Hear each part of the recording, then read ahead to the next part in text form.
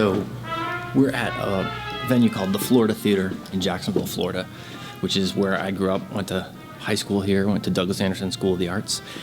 And I've never played at this venue before, but I've experienced 2 life-changing concerts here.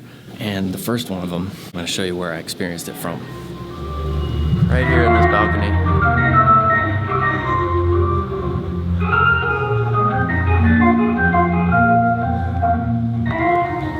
It's right around here. In fact, it might have been this very seat, 9S. All right, so this is the seat that I was sitting in. This is the seat that I was sitting in. This is where I sat to see, you're not gonna believe it, but I had just started playing the saxophone, about 13 years old. So I was about 14 or so. My mom, as a Christmas present, got tickets to see Kenny G in concert here at the Florida Theater. First concert I ever saw, like real concert. And it's actually a great view and great sound from up here. I mean, this is the view, kind of like that. And at some point, Kenny G disappears from the stage. This is kind of, I came to find out later, this is something he does at probably almost all his concerts, but I had certainly had no idea. He disappears off the stage, but the band is still playing. And then all of a sudden you hear him playing, and he was playing tenor, not soprano, but you could hear him playing, but you just couldn't see him. And then you hear all these people down in the orchestra section start to go bananas, and it's because, and then the people up here were all just kind of like standing up, what's going on? And he's playing through, using a wireless mic, he's playing to the audience, like walking around in the aisles. And, you know, whatever, you might think that's kind of cheesy or corny. I mean, it's easy to say, but those people didn't think so, right? Anyway, so then he does that, and then he just, you know, you stop hearing him and whatnot, and you think, okay, the show's gonna go on, but then, all of a sudden, he appears out of that door, right there in the balcony, and he starts to walk through that aisle, and just, he's playing up to the people in the nosebleeds up here, as it were. And he keeps playing, he walks past there, and he gets about here, he pauses, and he plays up, and he makes his way over to that door right there. And then, just as he's opening that door to exit, to go back to the stage, he stops. And he turns around and he pauses. And I'll never know why this happened, but he turned around and he came up this aisle, right there. He walked back from that door and walked over here and started to walk up the aisle in my direction. And he came right up to this very seat where I'm sitting, and he played the tenor. His bell was like right here, and he played right in front of my face for what felt like minutes. It probably was 20 seconds or something, but just can't tell you what an impression that made, how the gravity of that. I mean, here's this guy, this concert going on, and his band is down there on stage, and he's disappeared in the audience, and the only thing I could figure is that I was wearing a t-shirt that had a saxophone on it. So maybe he saw that, but even if he did, how amazing is that? Like, that means this is what it looked like from his perspective. So, like, he's playing, about to walk out this door. Literally had his foot on the door. They were opening the door, and then he turns around and walks here, and then still, while playing, these are some pretty steep steps, and he was playing. He walks up these steps, carefully walking up. That's how far he had to go to do this. Still going.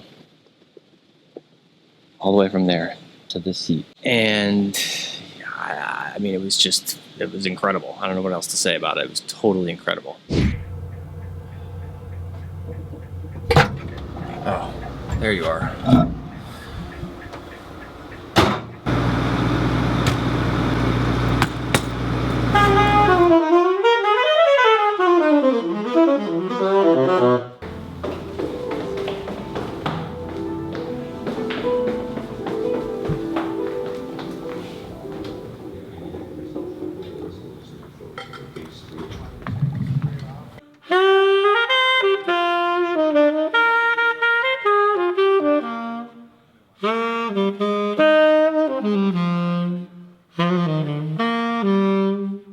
And then a year or two later, I came back to see another sort of a jazz festival. A lot of bands played, a lot of local high school bands.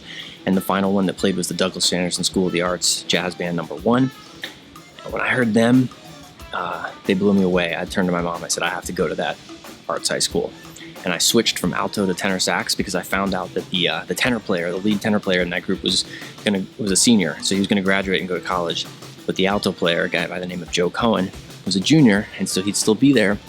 So I switched to tenor because I thought I had a better chance of getting into the band if I because there would be 2 spots that I could audition for instead of 1.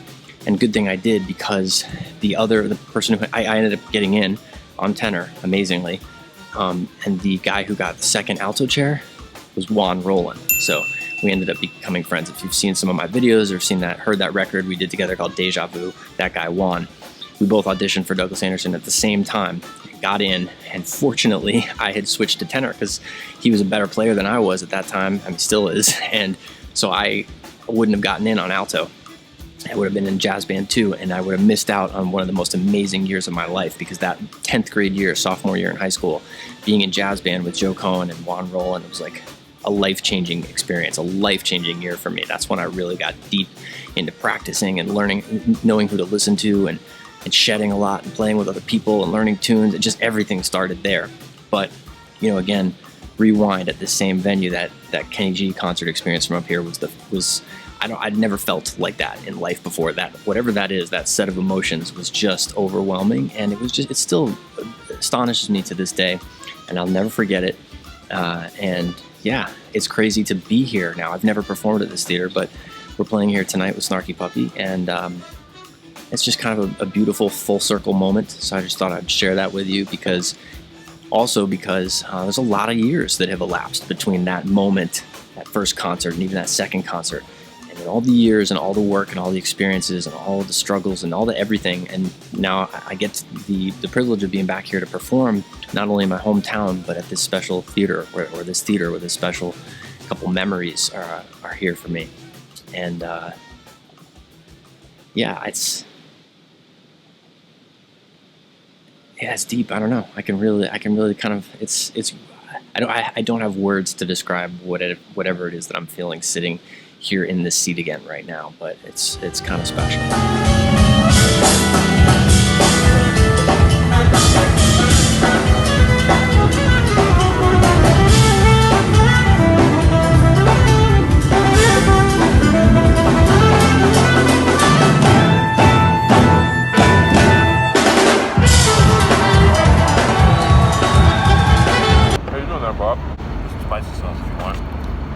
Decide whether I have the appetite to finish that.